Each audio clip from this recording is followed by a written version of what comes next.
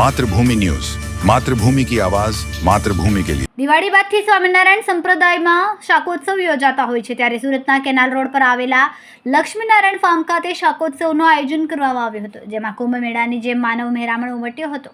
શાકોત્સવમાં 1 લાખ ભક્તોએ પ્રસાદનો લાભ લીધો હતો। આ શાકોત્સવમાં 12,000 કિલો બાજરીના લોટના 11 લાખ રોટલા બનાવવામાં આવ્યા હતા। 20,000 કિલો શાક સાથે 10,000 કિલો ખીચડી પણ બનાવવામાં આવી હતી। ધર્મકુળ આશ્રિત સત્સંગ સમાજ દ્વારા અજેન્દ્ર પ્રસાદજીની આજ્ઞાથી નુગેન્દ્ર પ્રસાદની નિશ્રામાં લક્ષ્મીનારાયણ ફાર્મ શાયોના પ્લાઝા ખાતે પુણા કેનાલ રોડ પર શાકોત્સવનું આયોજન થયું હતું। 2,000થી વધુ સ્વયંસેવકોએ વ્યવસ્થા સંભાળી હતી।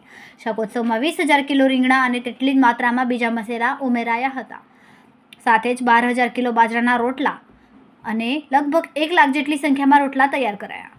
સાથે સાથે 10,000 કિલો ખીચડી, 3,000 કિલો ટમેટા, 500 કિલો કોબી, 200 કિલો વટાણા, 200 કિલો ફ્લાવર અને 100 કિલો ગાજર લાવવામાં આવ્યા હતા। શાક, રોટલા, ખીચડી વગેરે બનાવવા માટે 10 જેટલા ચૂલા તૈયાર કરાયા હતા અને જેમાં 1,000 મણ લાકડાનો ઉપયોગ થયો હતો।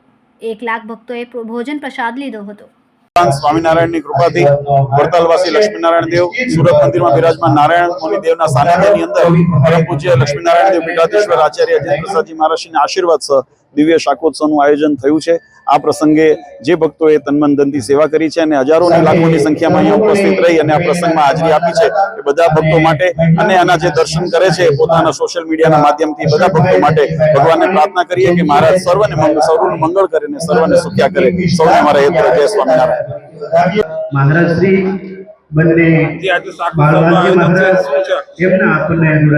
200 વર્ષ પૂર્વે ભગવાન સ્વામિનારાયણે લોયાની અંદર શાકોત્સવ ઉજવેલો, એના અનુલક્ષની અંદર આજે સુરતની અંદર પૂજ્ય નુગેન્દ્ર પ્રસાદજી મહારાજની પાવન ઉપસ્થિતિમાં આ શાકોત્સવનું આયોજન કરવામાં આવ્યું છે।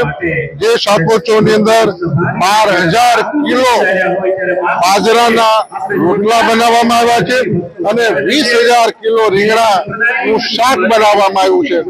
750 કિલો ઘીની અંદર આ રીંગણાના શાકને વઘારવામાં આવ્યું છે। હજારો ને લાખો સત્સંગીઓ આજે આ શાકોત્સવના માધ્યમથી ભગવાનનો પ્રસાદ સ્વીકારશે।